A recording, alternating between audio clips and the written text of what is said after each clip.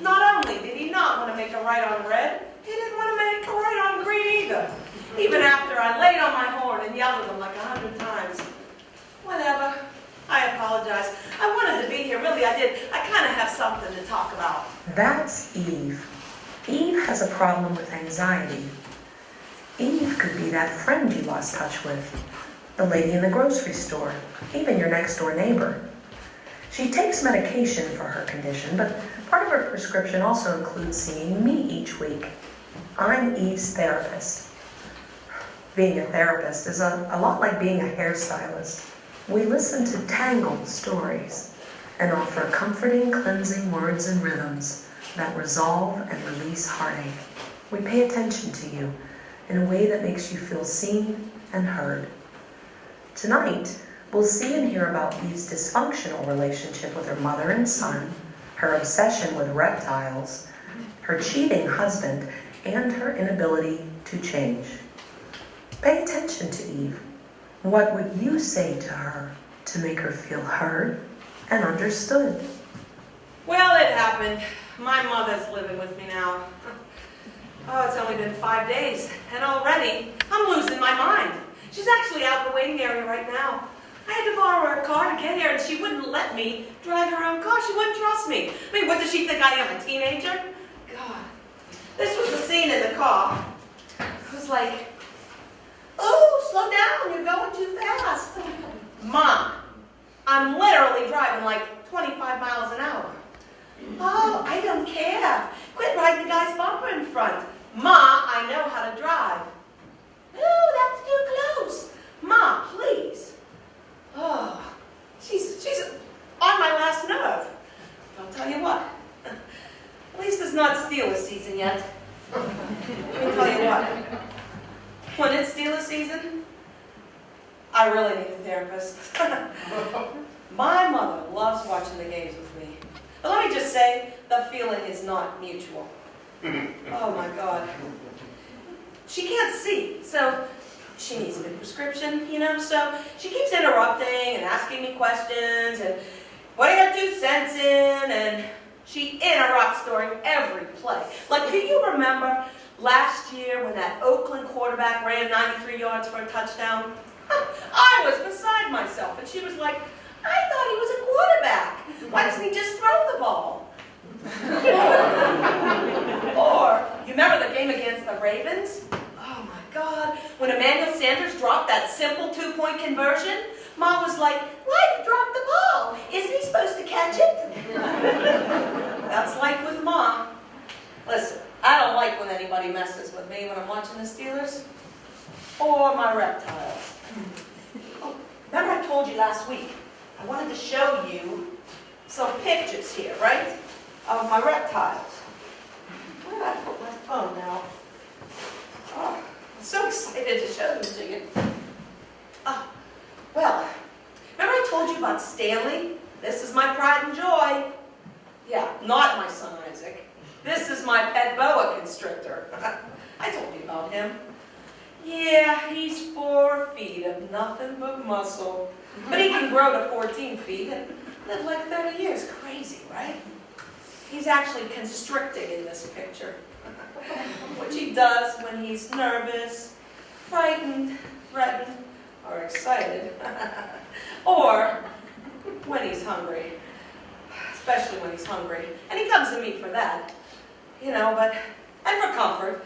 But it's not like I expect anything in return, and I'm okay with that. It's not like he's going to reward me with loyalty or whatever, you know? I mean, I'm allergic to dogs and cats anyway. Did I tell you how I feed him? I buy live mice, throw them in the freezer, wait an hour, and then serve them up. Instant hungry man frozen dinners. Sex and steak are a surefire way to a man's heart, am I right? At least there's never a complaint about my cooking. Can't say the same about Mom. Everything I cook tastes burnt to her. I think because she can't see it, she can't taste it. Whatever. She's been on me 100 times. She tells me, do not let Isaac in the room when you're going to feed Stanley. You know, Isaac's so small. I usually feed Stanley before I let Isaac in the room. Oh, did I say usually? Well, you know, there was that one time when Isaac was on my last nerve. Oh, relax. Isaac's safe. Yeah, it's not like I collect spiders or anything. I knew this guy in high school. He had a pet tarantula. What a freak, you know what I mean? One night, this thing got out and bit him right in the face. For 2 weeks, he had a swollen eye. That's why I would never collect spiders. I wouldn't be safe. Let me show you some of my other reptiles. This is Zippo, my Komodo dragon.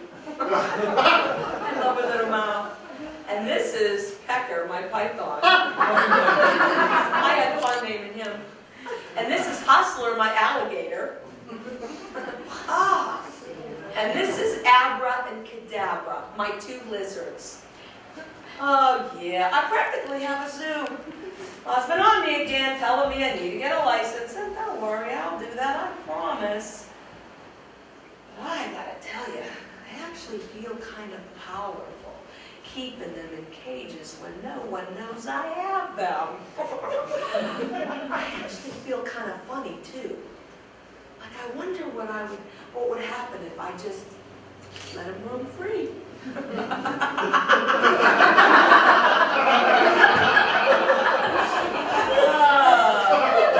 I shed that idea as quickly as it comes?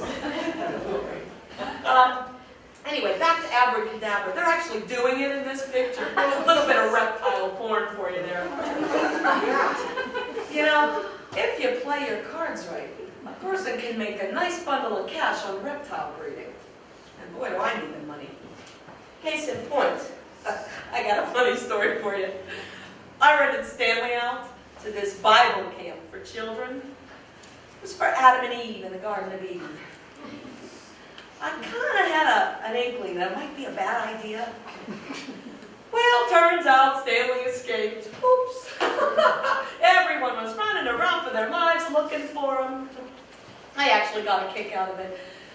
I think that's a good lesson for kids. You know, kind of a little honesty in the situation, if you know what I mean. I helped them look. I told them that if they had an apple tree, that's the first place I would go. That's where I lived, and sure enough, that's where he was. It's good to know the more things change, the more they stay the same. That's why I like my Stanley. He'll never change. Like my no-good, rotten, cheating husband, Jake. I can count on him to never change either. What a lying snake he is, you know? That's why we're apart again. God, he's so much like my mother, it's not even funny. I keep believing in him, and he keeps letting me down. This time, he slipped around on me. Or so these women tell me. He can't have an orgasm with me. The equipment doesn't work. I'm just saying. Some of these women friends, they've been my friends for 20 years. I don't know who to trust anymore. I don't know. I guess I thought he would change. Like a caterpillar into a beautiful butterfly. He's no caterpillar. He's a cold-blooded snake. What an idiot I am. I know. I should watch it with the negative self-talk. I'm getting better, but seriously, was it my fault that he cheated? Like I wasn't enough of something, or I was too much of something else? Like I should have been skinnier, younger, quieter, skinnier? I don't know. If only then. Maybe he would have stayed faithful. Maybe I would have stayed faithful. Oh, I thought I told you. Yeah, I cheated up with his best friend Tony and his friend Rick. Listen, two can play at that game. That's payback for what he did to me. I feel no remorse. I don't know though. Listen. My greatest fear is that I would be stuck in a relationship where I wouldn't know what to do. And that would be the worst thing ever. Oh man. payback for what he did to me. You know, I say, you can play that game, and as far as I'm concerned, it's all piss and vinegar. You know what I mean? Oh. Anyway.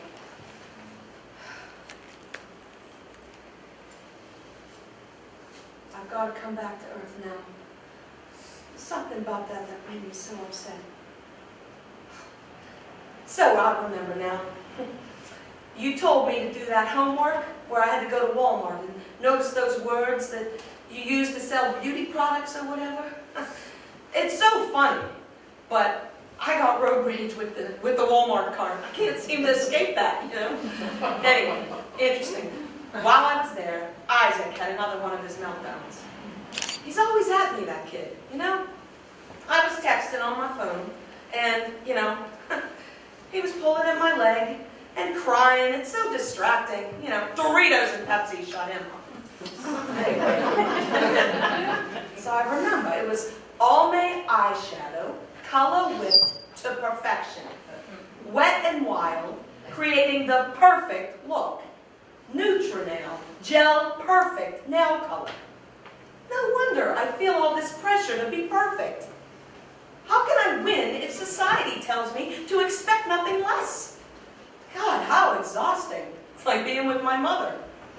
On the other hand, if it's impossible to achieve, then why make any effort at all? Am I right? I just developed a wait-and-see attitude, like a reptile. They bounce back no matter what. That reminds me of this story. This guy wanted to buy his children 2 baby iguanas as a Christmas gift. He went to the store, threw them in a box, put them in his trunk, and finished his Christmas shopping. When he finished, he pulled them out of the trunk. They had frozen stiff. Well, he didn't know what to do, so put them near the furnace and waited till morning to tell his kids. When he awoke, the iguanas had come back to life. It was a miracle. So much for miracles. I'll tell you what. Cold-blooded reptiles actually go into hibernation when frozen. No miracles. That's probably what I was praying for with Jake. We tried coming back to life by going out on a date. Mom watched Isaac. I thought it might help. We went to this dance karaoke bar. Dancing was always a great way for us to get our groove back. I wanted Jake to be in the lead. Acknowledging the snakes in the grass. Today's lessons learned, I'm giving thanks to the past.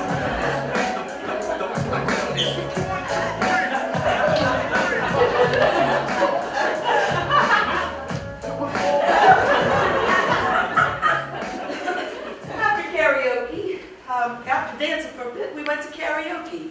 They had that song, Tempted by Squeeze. You remember that 80s hit?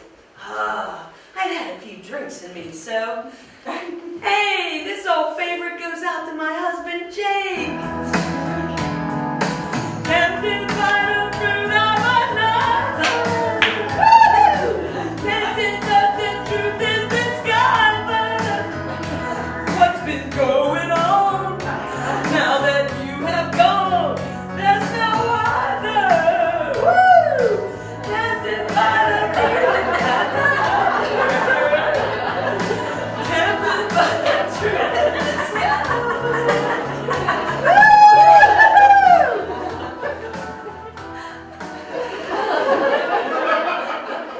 Our night flew up after that. Jake took that song personally. I'll tell you what, if I've learned anything from being with snakes, it's to never take anything personally. You told me that I should tell you when I was proud of my behavior. Well, there you go. I love pissing Jake off. At least then I get a rise out of him, you know what I mean? At least then I know I'm not dead. Yet. I say yet because we did go home together that night. You know, nothing happened, but, well, something happened. Jake was having this bad dream. I was laying next to him, and suddenly he started choking me. He told me that he thought someone was drowning him. Can that hold up in a court of law? I didn't think so. Not dead yet. Can't say the same for that snake-handling reality show preacher. Do you know about him? He believed in that Bible passage, and they shall take up serpents, and if they drink any deadly thing, it shall not hurt them. For 20 years he handled snakes, knew the risks. All it took was one snake bite, something he had done hundreds of times. It was that last bite that killed him. His story was my wake-up call. I mean, what if I spent my entire life being a snake preacher, dealing with cold-blooded people, because I've done it hundreds of times? I don't think I could do that, you know? I say, do unto others before they do unto you. Which reminds me of the thing I really wanted to tell you. I met this new guy, Adam, on Facebook. Yeah, cute, right, Adam and Eve? It was a virtual garden of Eden. We had zero physical contact. We survived solely on technology. Turned out he became the one person I was closest to. I thought he was my soulmate. What is a soulmate anyway? Isn't it someone who's right for you? I thought Jake was my soulmate because I put up with so much of his crap. I thought real love was about letting someone put all their pain inside me.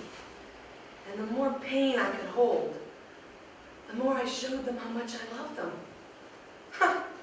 Then I was useful. Then I wasn't such a burden to love in return. You keep telling me that maybe love is about letting someone feel their own pain. I don't know, that's kind of a big idea for me.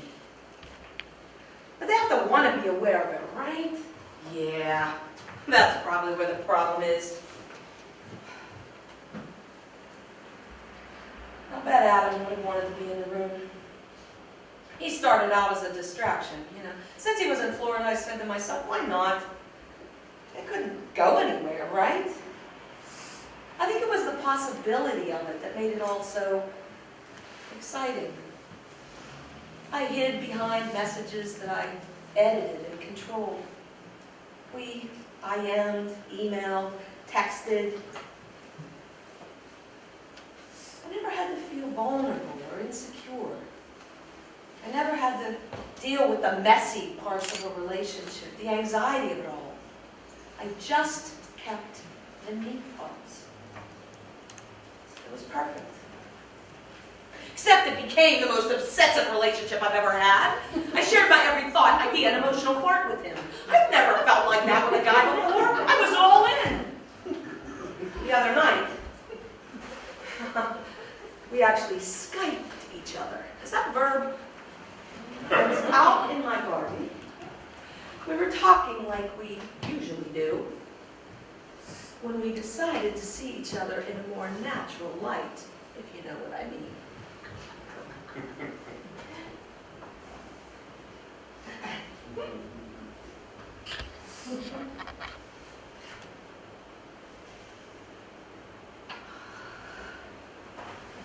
Oh my God!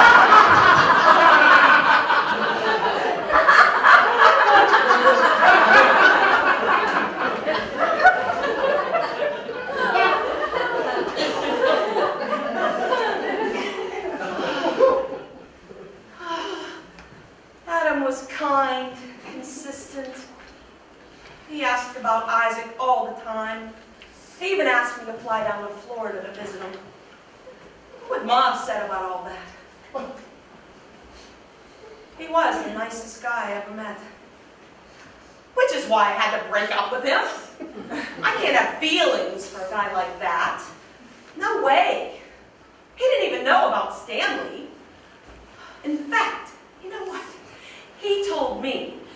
participated in an ecology project to rid the Everglades of Burmese pythons. What if after all this communication, we really don't know each other at all?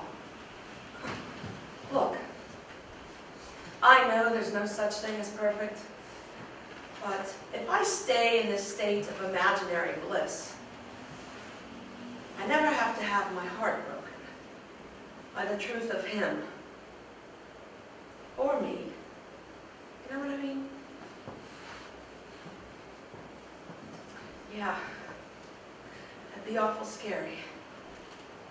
I mean, what if he couldn't have an orgasm with me either, because I disappoint him too? I couldn't survive that. Not after Jake. What if I looked at it differently? Like what do you mean?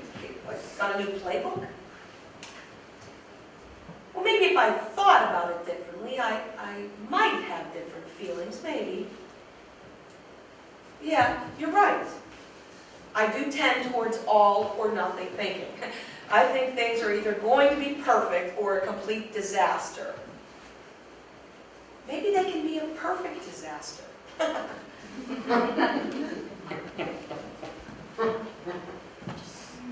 So, you think I should give it another chance, huh? I don't know. I mean, like, take a bite out of the apple? Well, maybe my reptiles would enjoy being in a more natural state.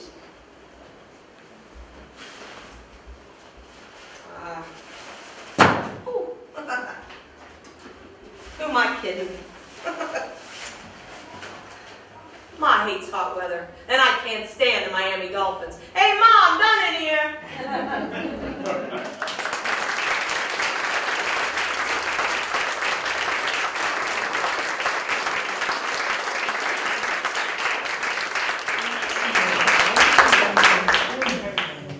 Will transmit their pain. Eve is transmitting her pain. She's disconnected from herself and from other people. That's why she prefers reptiles. Eve is stuck in that perpetual empty space of self-destructive behaviors. Nothing satisfies, and everything makes her feel like she isn't enough. I see a lot of that in my practice these days. We multitask so much that we've become merely functional with one another. We don't know how to be together in meaningful ways. If Eve could learn how to accept the wins and losses of her life, things might be different. But you have to be open to change, and right now, Eve's not ready to do that. Which reminds me of the phrase, a neurotic is a man who builds castles in the air. A psychotic is the man who lives in them. A psychiatrist is the man who collects the rent. Well, I'm not a psychiatrist, but I am the person who will look up at the sky with you, talk to your architect, or if need be, come to your housewarming party. The point is, there are no judgments when you come to my office. It's as if time stands still. And that's good for people like my next patient, Gina.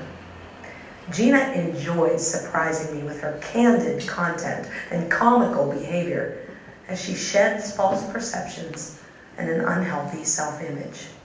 Unlike Eve, Gina is ready for change.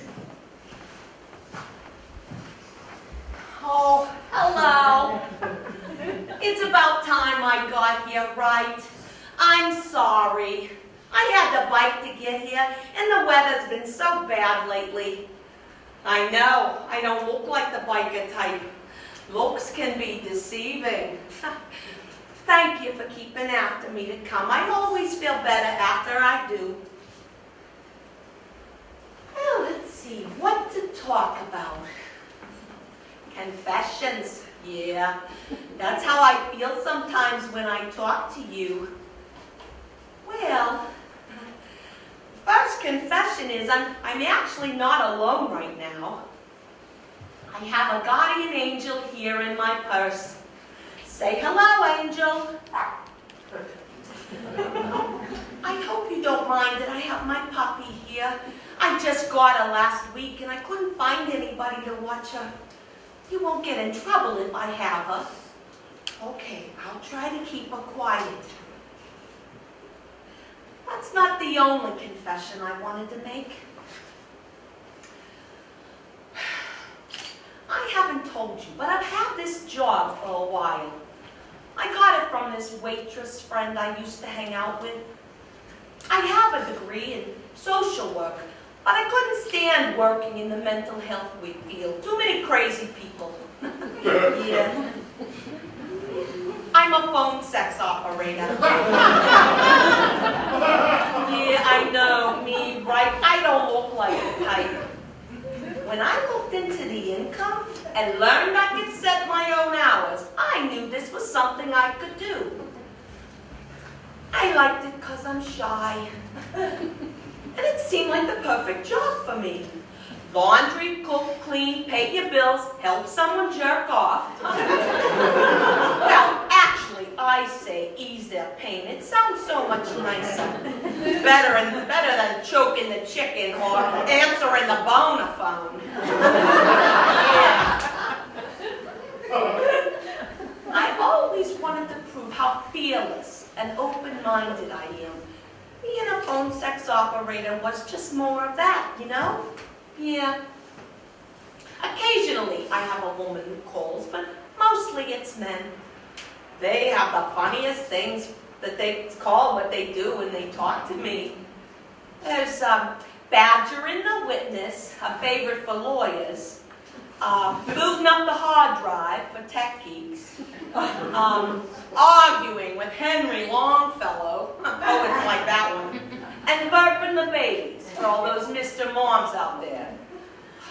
For women, masturbation has a lot to do with cats. Bathing the kitty, fluffing the kitty, flossing the cat. But it's like women have to hide what they're doing and feeling. There's beating around the bush, and things like defrosting the freezer, getting a stain out of the carpet, unclogging the drain, and checking the muffler. If you ask me, I actually call it procrastination. That's when I should be getting something done around the house, but instead, I take a few minutes of me time.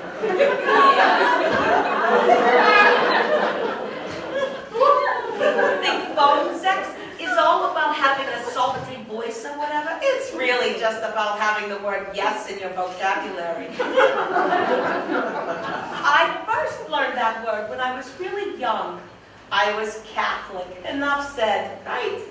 Except when it came to sex, then I was always supposed to tell the boys no. As I got older, boys started to like me, and although I played hard to get, I encouraged their interest because with sex, I got noticed. Otherwise, I felt invisible. Yeah. When I was a teenager, I was told I had a sexy voice by my first boyfriend, Steve. Oh, we used to talk on the phone for hours. What do they call that? Cauliflower ear. I got that all the time. That's about the only time I ever liked my vegetables. Steve loved the sound of my voice. Oh. At least that's what he told me, until I started to recognize how possessive he was.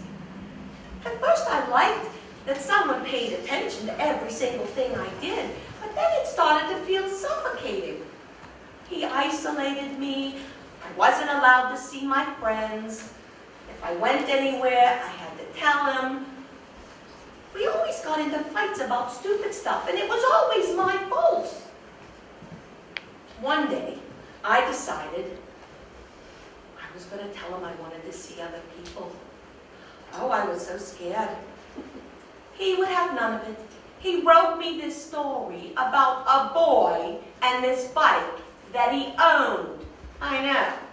He said everyone in the neighborhood wanted to ride the bike. And he wouldn't let them. Well, one day, the bike got stolen. Eventually, he got it back. But because someone else had ridden the bike, he didn't want it anymore, and no one else in the neighborhood wanted it either. Huh.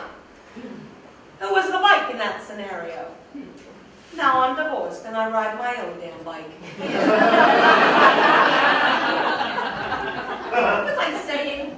Oh yeah. People call, I tell a story and pretend. I tell myself, they can't have an orgasm with me, just an idea of me, so it's okay, you know? I'm just an actress doing a job, a hand job. Sorry, I couldn't avoid that one. Yeah, but it's funny, it's like, you know, I'm just an actress and it's all fake, remember? So if I put little Post-it notes all around the house, they say, fake it till you make it. That's my version of a pep talk. Yeah. Oh. People have needs. My need is to pay my bills. The caller's need is to alleviate themselves or just talk to a live person or whatever. Maybe sometimes they even want to feel loved, who knows? When you look at it that way, I'm actually a humanitarian, and I should be getting a medal.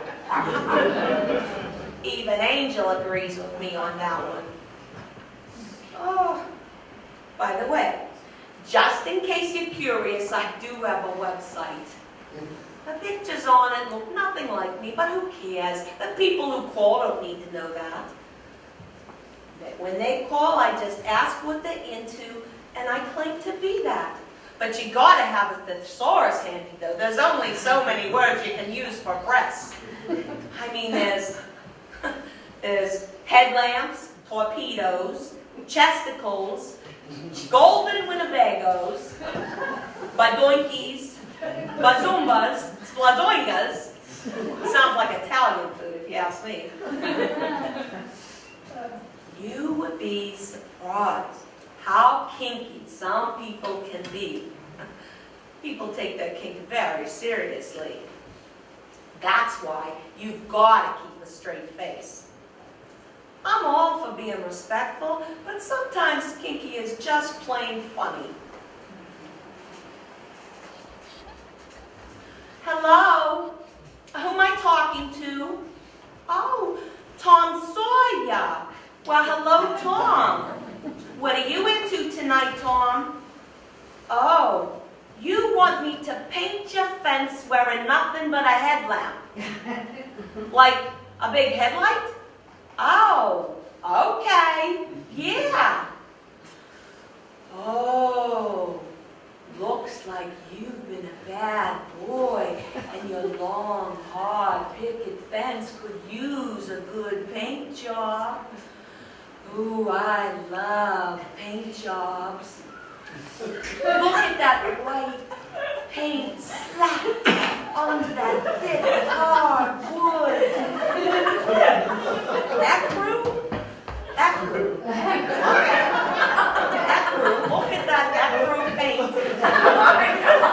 Slathered onto that dirty wood. Yeah, dirty. What? Oh, okay. Now I'm putting on the headlamp so I can be a vagina miner. Boy, I love to mine the vagina. My headlamp is so hot from all this burning light. I can see every inch of your hard, wet fence with my headlamp, headlamp, headlamp!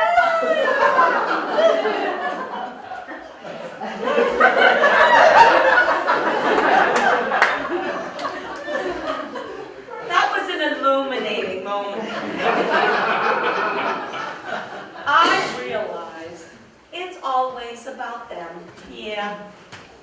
One time, I had this call where a guy asked me to pretend I was in a bedroom watching him while he mowed the lawn.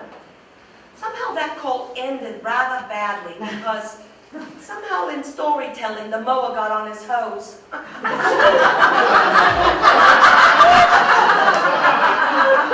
not sure how that happened. Another time I had a call where I had to pretend to be a fat guy eating chips. I still hear the term crunch and munch and think of him. Yeah, Angel.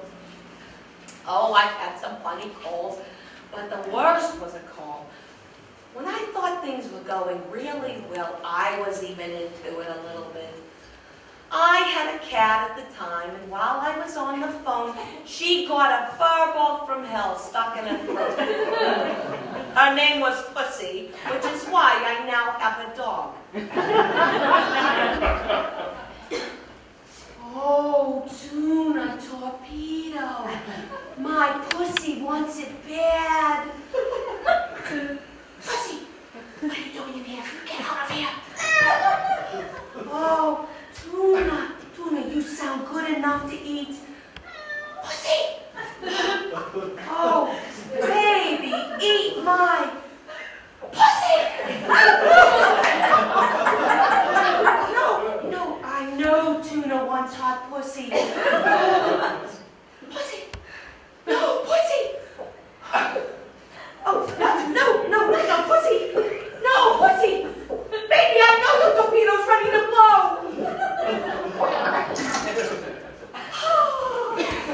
Oh my God! Oh, Tuna, I'm so sorry. I thought I had the door locked, but my cat sneaked into the room and she violently projected her body backwards and sprayed cat vomit everywhere. What a contortionist. Oh. She even launched a neon earplug from across the room. I wondered where that thing was. Tuna, I didn't mean to sink your torpedo.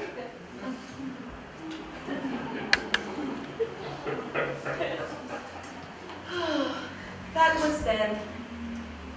Now I'm mostly numb. Yeah. I haven't dated anybody in a while.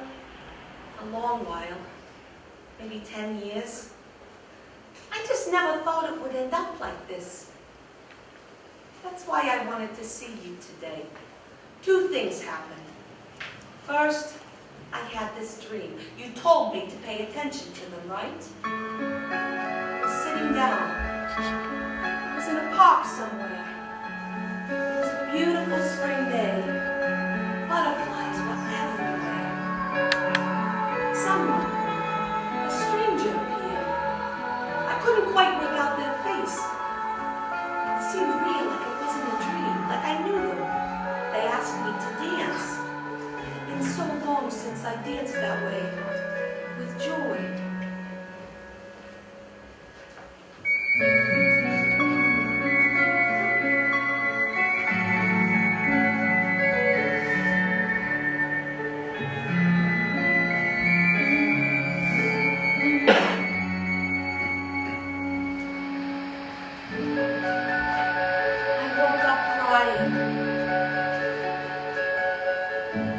I think the dream may have been a premonition. The next night I had this call. This kid has called before, but last night was different. He was upset and he just wanted someone to talk to. Hello, now that I have your credit card information. Oh, you just want to talk? Sure. Do I think that love is a cage? Not sure about that one. How so? Yeah, I remember. Yeah, you thought you were in love. You hadn't slept with the girl yet though, right? Sometimes, depending on the circumstances, waiting can feel like being in a cage. Oh, it was her birthday. How did your first time go? Oh, well, sometimes girls' birthdays can be like that. You gave her a video birthday card where you played different characters in costume like a talk show. Sounds original. She treated you like a freak? Oh, That might be in your head. You gave her a paper birthday card, too. A bike was purchased for a girl in a third world country. World Vision, no, I never heard of them before. A girl can go to school safely now and not be harassed, and you did it in honor of this girl. You've told her you love her? Wow. How did she react? Oh, she handed the card back to you? Well, she should have at least said something. Maybe it was just a lot to take in. Oh, no. You know, maybe sharing your love like that was an act of courage. You know? Maybe you weren't in a cage. Maybe you were in a cocoon like a butterfly. Give us some time. Maybe she'll come around.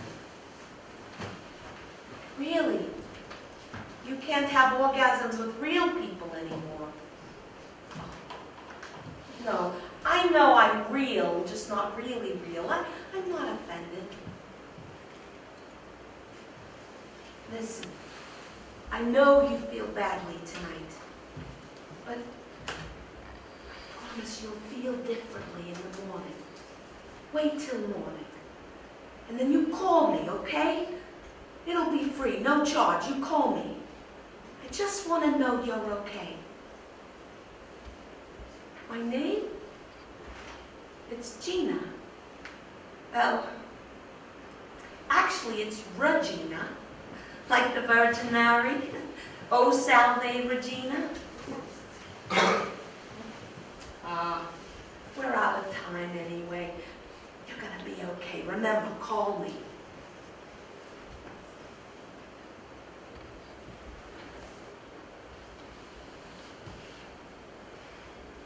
I don't want to be ashamed of what I do, but I'm afraid I'm disconnected. Yeah, that's why I'm here with you. I want something real. But to do that, I have to surrender what isn't. I get that. I think I need a new job. Yeah. Oh.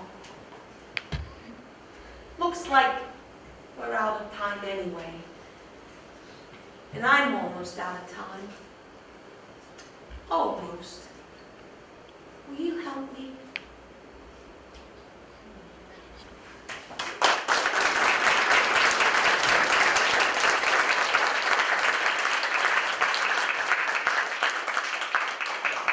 It's vulnerable and scary to let go of expectations.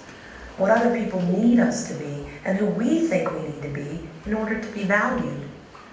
But when we take that chance and are heard or understood by someone with an open heart and an open mind, we find our way out of shame and back to one another. Gina's on the right track. Did you notice how she's actually starting to become aware of her own needs? She's freeing herself from false perceptions, improving her self-image, and with continued support, she'll find the change she's seeking. By ending self-destructive behavior and learning to accept herself, she can begin to believe in what's possible. And that is the path to change. Kind of like one of the best things about country music. You know, I've heard it said that country music has always been the best therapy 15 bucks can buy, because the stories in them are filled with real people who struggle to find meaning and purpose in their suffering. The characters learn how to negotiate what's acceptable and what isn't in a world turned upside down. And that's exactly what my next patient, Faith, reminds me of, a country song. Faith has had a rough life, no doubt. She'd suffered through grief, trauma, abuse, alcohol, you name it. But Faith gives sorrow words. She's a fighter. She has a realistic view of change through small steps and might finally believe she is worthy of love. Oh, I'm a mess. It's good to be here. You always make me feel like I can be myself. Oh, before I forget, I did that soul search thing you asked me to do. Remind me to show it to you before I leave. I almost got into an accident on the way over here. I was driving my husband's truck and it smelled like him. I wasn't expecting that and I started crying. Why have I always paid such a high price for making a mistake? Did I tell you I tried to leave Bobby twice? Both times it was because of a bad beating. It was always like that though. If I breathed wrong, I was his punching bag. I still remember that last time. He was sitting around on his lazy ass, watching football, after having done nothing all day. You want me to get you a beer?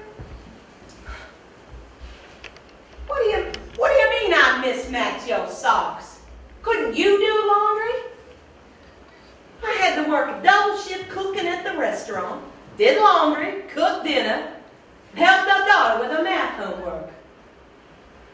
Well, somebody's got to make sense out of the craziness around here.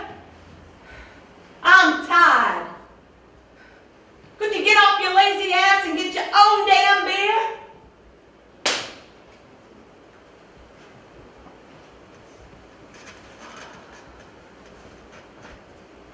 He was already drunk, so my refusal pissed him off. I thought he broke my jaw. Called me a bunch of horrible names too, but that went with the territory. Things I never wanted my daughter to hear. How can a young girl grow up hearing things like that? No wonder she was a wreck. That's what did it for me. I wanted better for her. I'd had enough of his bullshit and I walked out. A few weeks later, I learned I was pregnant. I had to go back. I didn't think I had a choice. I didn't have the support then that I have now with you. I miss my mama. It feels so good to say that out loud. We spent my younger years together without a man in the house. But when she met my daddy Earl, everything changed. She died when I was 17. Never tell you some of the best things about me come from her, like my cooking. Mama always seemed happier and more generous than the rest of us. I think it's because she loved to cook. I always wanted to be like her. Mama's kitchen was the most magical place in the whole wide world.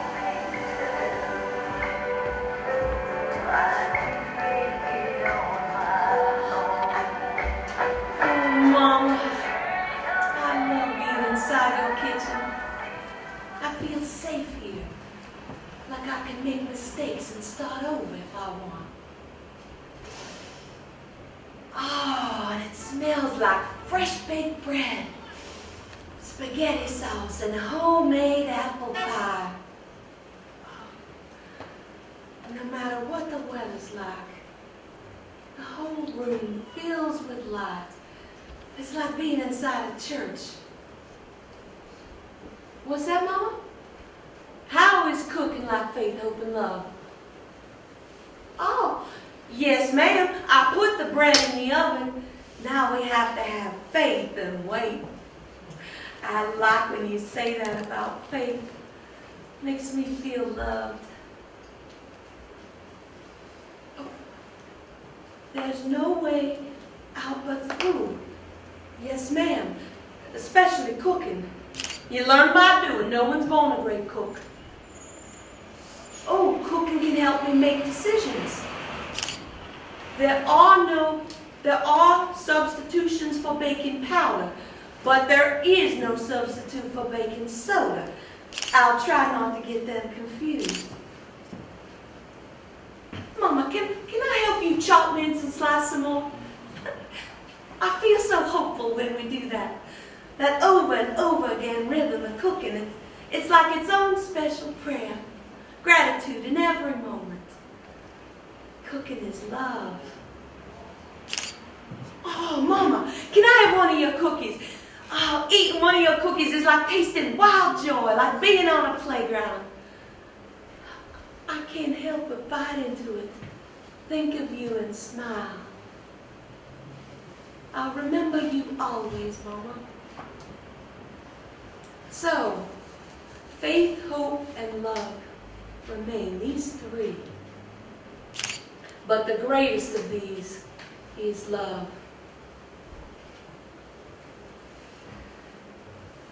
Sitting down to a meal with Mama was always anchored, predictable. To this day, when I'm really busy in my life, I still think, oh, I have to cook dinner, and it's almost a relief. I can just focus on this. I know what I have to do. I'm never alone when I cook. Through her recipes, Mama's always with me. Even when I have to deal with people like Daddy Earl. Daddy Earl. Mama met him shortly after he got out of the Army. Never quite sure what she saw in him. He was retired, but he still managed to bring home a paycheck. Put food on the table. We never had much of a relationship. He was cold to me most of the time, except when he'd been drinking and I made him mad. Then he would whoop me hard. Of course, I was never allowed to tell my side of the story, or he thought I was sassing him. So I learned to keep my mouth shut. Mama never knew how bad it got. 2 weeks after she died, it was like a switch got flipped and things went from bad to worse with him. One night after drinking, he slipped inside my bedroom. I heard the sound of these God-forsaken snakeskin boots pounded on the hardwood floor. That was the night he raped me.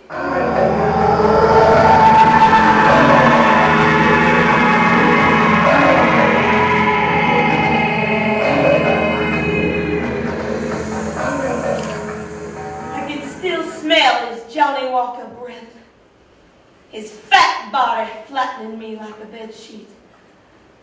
I kept gasping for air, telling him to stop, but he never did. He never stopped. I left my body then, hovered over it like a ghost.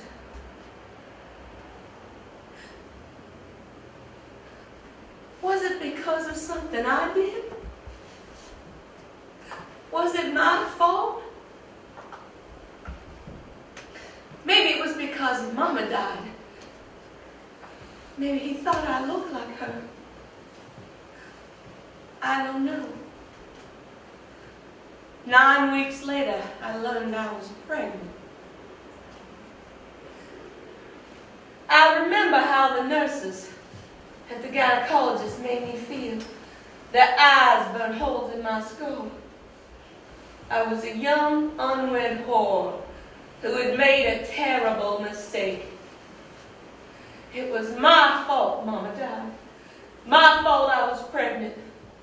My fault that Errol raped me. I was throwing up from shame. When I told that Errol about the baby, he did the only thing a gentleman like him does. He took me to get an abortion. Because I said so, was his reply. We didn't even discuss it. Oh, but that arrow couldn't have planned what happened next. The abortion went bad. The bleeding wouldn't stop. And he abandoned me at the hospital, bleeding to death. When family and friends asked about me, he told them I tried committing suicide because of Mama. As soon as I could, I got out of there. And I never wanted to see that man's face again. I went away as far as I could, but he never seemed to be far enough. I went down south because that's where we're from. Doing our jobs at first. Cooking in kitchens because it's what I knew. One day, I was singing to myself in the back room after the restaurant had closed. And this guy, Tommy, thought I had a good voice. I was surprised by the compliment. He told me he had this band, and he asked me if I wanted to sing with him. Well, not just for fun. Turns out, I enjoyed singing in the clubs and giving myself away. Singing was all about being free, and I wanted to be free more than anything. Mama, Mama, I feel you really wrong.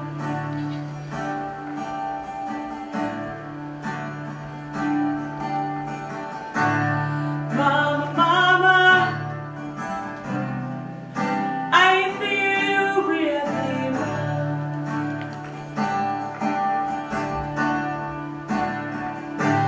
'Cause I pick up my head, can't tell where I belong.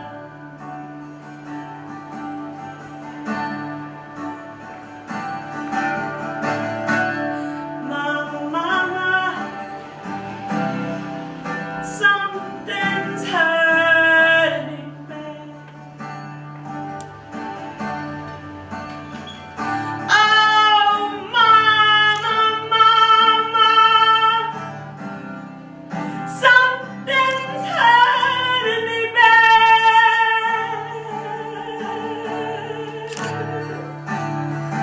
'Cause I had the yearning for something that I never had.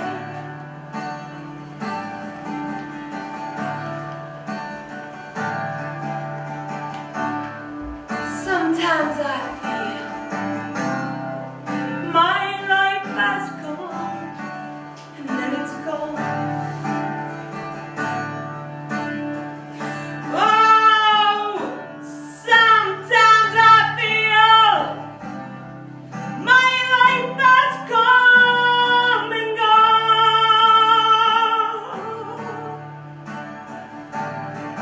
I live in this world, but I'm only looking up.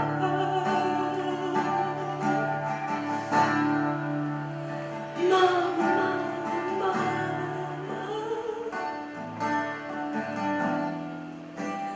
something's hurting me bad.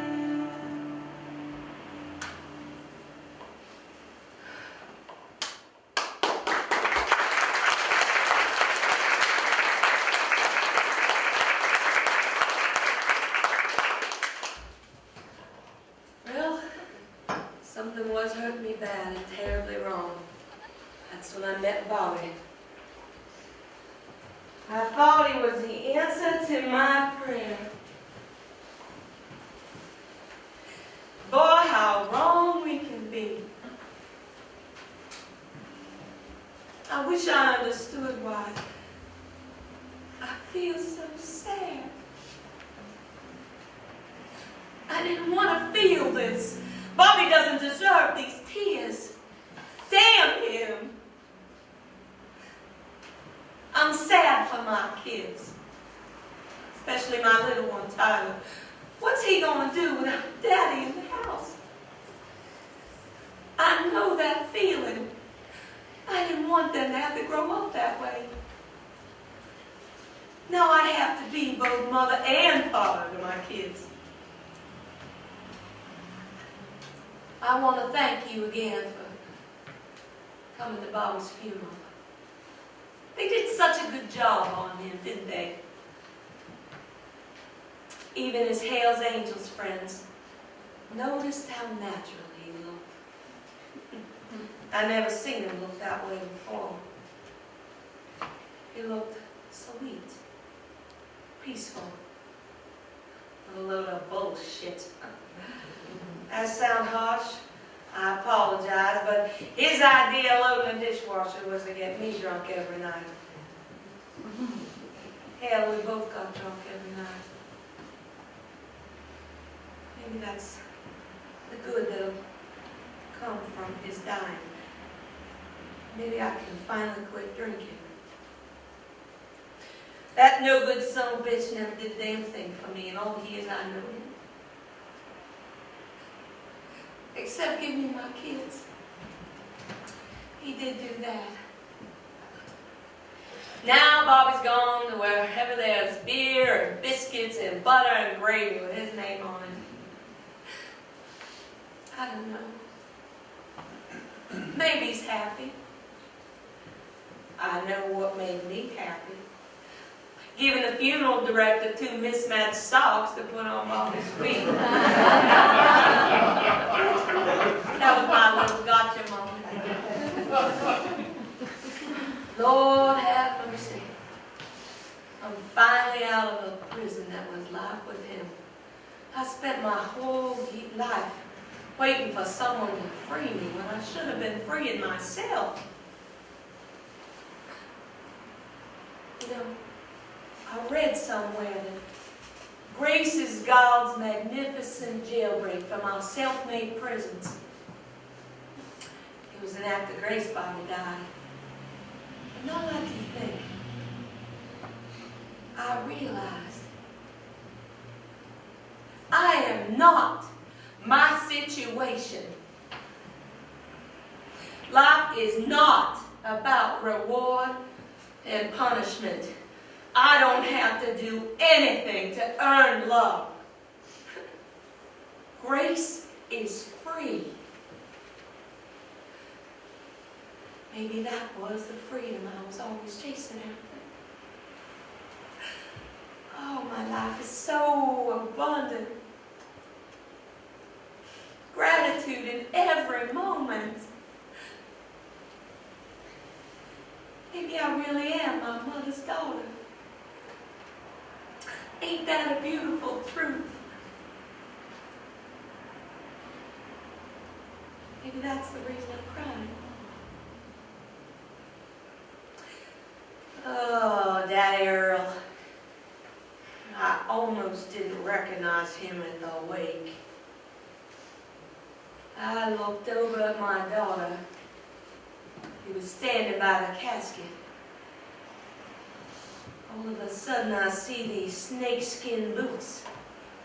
And this crumbled-up wretch of a man putting his hand on my daughter's shoulder.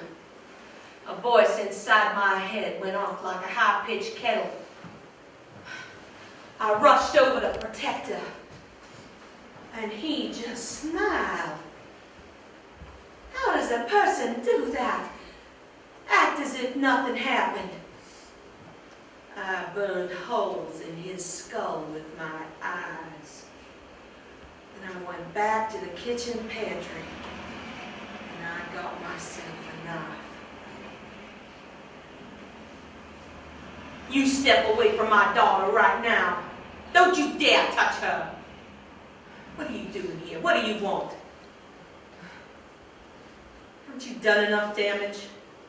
And you step away from that casket. You ain't half a man my Bobby was, and that ain't saying a whole hell of a lot. You smile at me like we're normal? There ain't nothing normal about us. I tried caring about you because Mama did. I tried, but you took my future in your tobacco-stained hands, and you smashed it to bits. You murdered a part of me I will never get back. Do you understand? You can't have an orgasm with me. You can't have an orgasm with me. It wasn't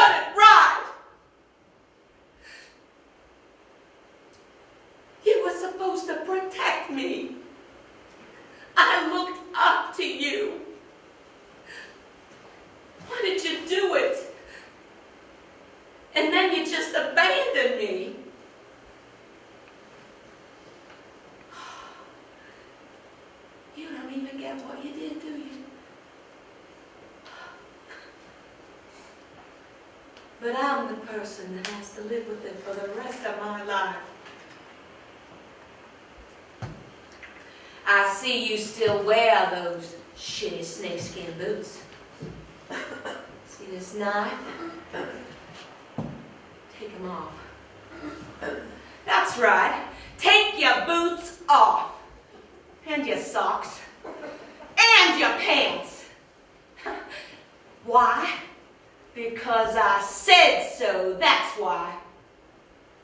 And now my Hells Angels friends here are gonna show you the door. And you get your barefoot, bare ass out of here and don't you ever come back.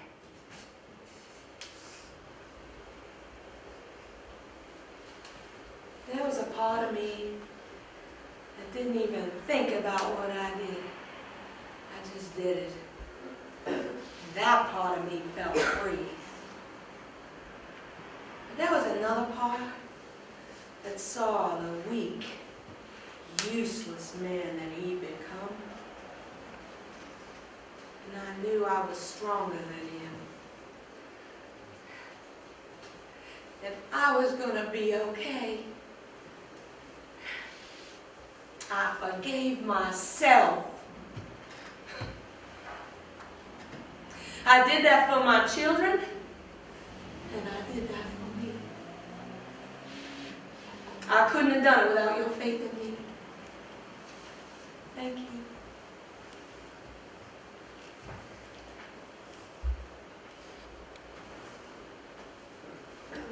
So I think I'm going to go back to school.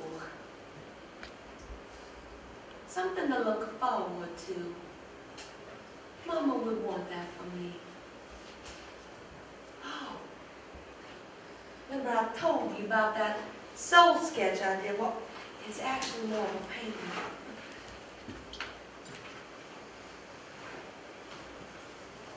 It's a butterfly. What was that? Faith makes beautiful butterflies. Yeah, faith makes beautiful butterflies.